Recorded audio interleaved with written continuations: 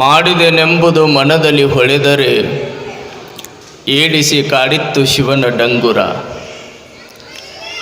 ಮಾಡಿದೆ ನೆನ್ನದಿರ ಲಿಂಗಕ್ಕೆ, ನೀಡಿದೆ ನೆನ್ನದಿರ ಜಂಗಮಕ್ಕೆ. ಮಾಡಿದೆ ನೆನ್ನದಿರ ಲಿಂಗಕ್ಕೆ, ನೀಡಿದೆ ನೆನ್ನದಿರ ಜಂಗಮಕ್ಕೆ. ಮಾಡಿದ್ದು ನೀಡಿದ್ದು ಮನದಲ್ಲಿಲ್ಲದಿದ್ದರೆ, ಬೇಡಿದ್ದ ನೀವು ನಮ್ಮ ಕೂಡಲ ಸಂಗಮ ದೇವ.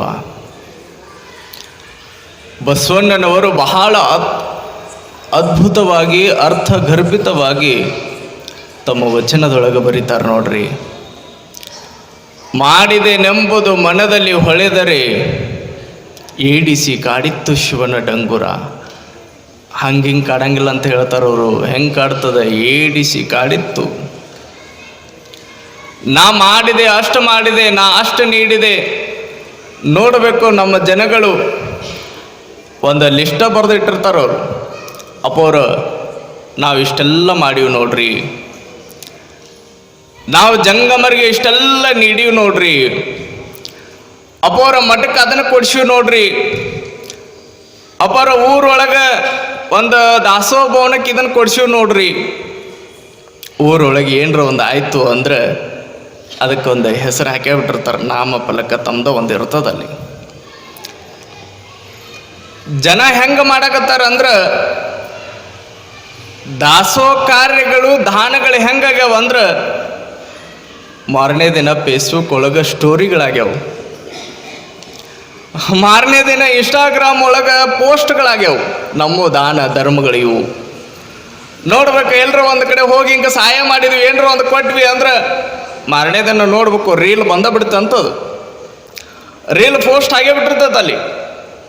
ಇನ್ನೊಬ್ಬರ ತೋರಿಕೆಗಾಗಿ ನಾವು ಮಾಡಕತ್ತೀವಿ ದಾನ ಧರ್ಮಗಳನ್ನು, ಇನ್ನೊಬ್ಬರ ಮೆಚ್ಚುಗೆಗಾಗಿ ನಾವು ದಾನ ಧರ್ಮ ದಾಸೋಹಗಳನ್ನು ಮಾಡಕತ್ತೀವಿ. ಇದು ದಾನ ಧರ್ಮ ದಾಸೋಹ ಅಂತ ಅನಿಸ್ಕೊಳ್ತದೇನ್ರಿ? ಇವ ಸಾಧ್ಯನೇ ಇಲ್ಲ. ನಿಮಗೆಲ್ಲ ಗೊತ್ತಿರ್ಬೋದು, ಕರ್ಣ ಕ್ಷೌರ ಮಾಡುವಂಥ ಸಂದರ್ಭದೊಳಗೆ ತನ್ನ ಎಡಗಡೆ ಒಂದು ಬೆಳ್ಳಿ ಲೋಟವನ್ನು ಇಟ್ಟುಕೊಂಡಿದ್ದ ಅಂತ. ಒಂದು ಬೆಳ್ಳಿ ಲೋಟವನ್ನು ಇಟ್ಟುಕೊಂಡು ಕ್ಷೌರ ಮಾಡುವಂಥ ಸಂದರ್ಭದೊಳಗೆ ಯಾರೋ ಒಬ್ಬ ಭಿಕ್ಷುಕ ಎದುರುಗಡೆ ಬಂದ ಅಂತ. ಭಿಕ್ಷಾಂ ದೇಹಿ. ಕರ್ಣ ತನ್ನ ಎಡಗಡೆ ಇರುವಂಥ ಬೆಳ್ಳಿ ಲೋಟವನ್ನು ತೆಗೆದುಕೊಂಡು ಹಿಂಗೆ ಕೊಡಾಕೆ ನೋಡಿದ. ತಗೋಬೇಕಿಲ್ರಿ ಬೆಳ್ಳಿ ಲೋಟ, ಕಿಮ್ಮತ್ತಿನ ಲೋಟ. ಆ ಭಿಕ್ಷುಕನಿಗೆ ಯಾರು ಹೇಳ್ಯಾರೋ ಗೊತ್ತಿಲ್ಲ, ಎಡಗೈಯಿಂದ ತಗೊಂಡಿದ್ದು ಉಳಿಯಂಗಿಲ್ಲ ಅಂತ ಅವ. ನಮ್ಮ ಒಂದಿಷ್ಟು ಪದ್ಧತಿ ಇಲ್ರಿ, ಒಂದಿಷ್ಟು ಏನರ ರೊಕ್ಕ ಕೊಡುವಾಗ ಏನೋ ಮಾರ ಎಡಗೈಯಿಂದ ಕೊಡಾಕತಿ, ಅದನ್ನ ಬಲಗೈ ಒಳಗೆ ಕೊಡು ಅಂತ ಅಂತೀವಿ ನಾವು. ಎಡಗೈಯಿಂದ ತಗೊಂಡಿಲ್ಲ, ಅದು ನಮ್ಮ ಕಡೆ ಉಳಿಯಂಗಿಲ್ಲ ಅಂತ. ಆ ಭಿಕ್ಷುಕನಿಗೂ ನೋಡ್ರಿ ಯಾರು ಹೇಳ್ಯಾರೋ ಗೊತ್ತಿಲ್ಲ, ಓ ಕೊಡುವಂಥ ಮನಸ್ಸು ಭಾಳ ಐತಪ್ಪ, ಅದನ್ನು ಬಲಗೈಯಿಂದ ಕೊಡು ಸ್ವಲ್ಪ. ಅವ ಕರ್ಣ ಅಂತಾನಂತ, ತಗೊಳ್ಳೋ ಮಾರೇ ಮೊದಲು ತಗೋ ಇದನ್ನು. ಏಹೇ ಅದು ಎಡಗೈಯಿಂದ ಬೇಡ, ಬಲಗೈಯಿಂದ ಕೊಡು. ಅವಾಗ ಕರ್ಣ ಸಿಟ್ಟಿಗೆದ್ದ ಆ ಲೋಟವನ್ನು, ಬೆಳ್ಳಿ ಲೋಟವನ್ನು ಕೈ ಒಳಗಿಟ್ಟ ಅಂತ. ಆ ಭಿಕ್ಷುಕನ ಕೈ ಒಳಗಿಟ್ಟು ಕರ್ಣ ಹೇಳ್ತಾನಂತ, ನೋಡಪ್ಪ ನಾನಕ್ಕೆ ಎಡಗೈಯಿಂದ ನಿನಗೆ ಬೆಳ್ಳಿ ಲೋಟವನ್ನು ಕೊಟ್ಟೆ ಅಂದ್ರೆ, ಆ ಬೆಳ್ಳಿ ಲೋಟ ಇರೋದು ಎಡಗೈ, ಇದು ಎಡಗೈ ಒಳಗೆ ಎಡಗಡೆ ಐತದ. ಆ ಎಡಗಡೆ ಇರುವಂಥ ಬೆಳ್ಳಿ ಲೋಟವನ್ನು ಎಡಗೈ ಒಳಗೆ ತಗೊಂಡು ಅದನ್ನು ಬಲಗೈ ಒಳಗೆ ಇಟ್ಕೊಂಡು ನಿನಗೆ ಕೊಡುವಾಗ ಕೊಡಬಾರದು ಅನ್ನುವಂಥ ಭಾವ ಮಧ್ಯದೊಳಗೆ ಸುಳಿತು ಅಂದ್ರೆ ಅದು ದಾನ ಧರ್ಮ ದಾಸೋಹ ಅಂತ ಅನಿಸ್ಕೊಳ್ಳಂಗಿಲ್ಲಪ್ಪ. ಅದಕ್ಕೆ ಎಡಗೈ ಒಳಗೆ ಕೊಟ್ಟೆ ಅನ್ನುವಂಥ ಮಾತುಗಳನ್ನು ಹೇಳಿದ ಅಂತ. ನಾವೆಲ್ಲ ಹೆಂಗಾಗಿವೆ ಅಂದ್ರೆ, ಸುಮ್ಮ ತೋರಿಕೆಗಾಗಿ ಮಾಡುವಂಥ ದಾನಗಳು ಅವು ದಾನ ಅಂತ ಅನಿಸ್ಕೊಳ್ಳೋದಿಲ್ಲ. ನೋಡ್ರಿ, 12ನೇ ಶತಮಾನದೊಳಗೆ ಬಸವಾದಿ ಶರಣರು ಹಲವಾರು ಕಾಯಕವನ್ನು ಮಾಡಿಕೊಂಡು ಸತ್ಯ ಶುದ್ಧವಾಗಿರುವಂಥ ದಾಸೋಹವನ್ನು ಮಾಡಿದರು, ಕಾಯಕವನ್ನು ಮಾಡಿದರು. 12ನೇ ಶತಮಾನದ ಬಸವ ಕಲ್ಯಾಣದೊಳಗೆ ಸುಮ್ಮ ಹಿಂಗೆ ಪ್ರವೇಶ ಆದ್ವಿ ಅಂದ್ರೆ ಅಲ್ಲಿ ಮೈಗಳರೇ ಸಿಗ್ತಿದ್ದಿಲ್ಲ ಅಂತ. ಎಲ್ಲರೂ ದುಡಿಯುವವರೇ, ಎಲ್ಲರೂ ಕಾಯಕವನ್ನು ಮಾಡುವವರೇ. ಕಾಯಕದೊಳಗೆ ಒಂದು 30%, ಒಂದು 20% ತಮಗಾಗಿ ಇಟ್ಟುಕೊಂಡು ಉಳಿದ 70% ಸಮಾಜಕ್ಕಾಗಿ ಜಂಗಮರ ತೃಪ್ತಿಗಾಗಿ ಇನ್ನೊಬ್ಬರ ಹೊಟ್ಟೆಗಾಗಿ ಮೀಸಲಿಡುವಂಥ ಶರಣರು ಎಷ್ಟು ಅದ್ಭುತ ಅಲ್ರಿ.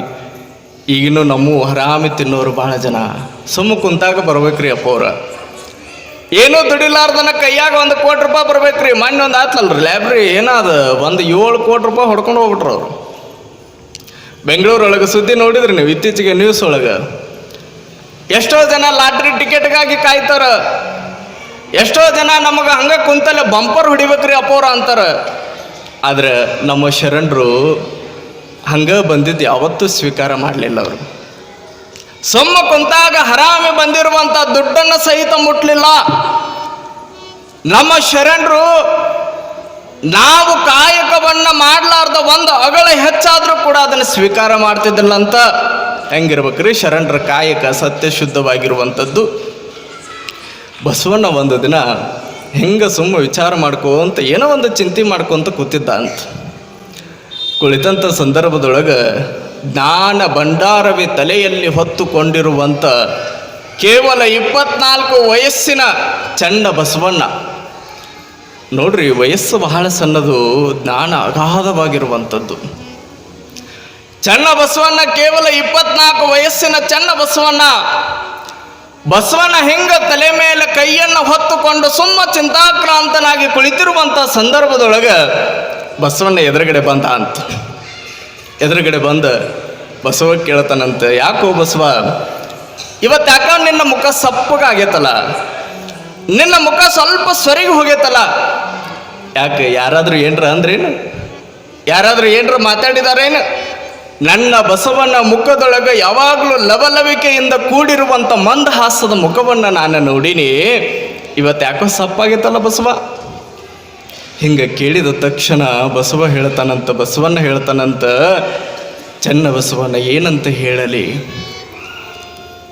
ನಂದೊಂದು ಬಹಳ ಅದ್ಭುತವಾಗಿರುವಂಥ ದೊಡ್ಡ ಕನಸು ಏನಂದ್ರೆ 1,00,000 ಮೇಲೆ 96,000 ಗಣಗಳಿಗೆ ಪ್ರಸಾದವನ್ನು ಮಾಡಿಸಬೇಕು ಅನ್ನುವಂಥ ದೊಡ್ಡ ಕನಸು.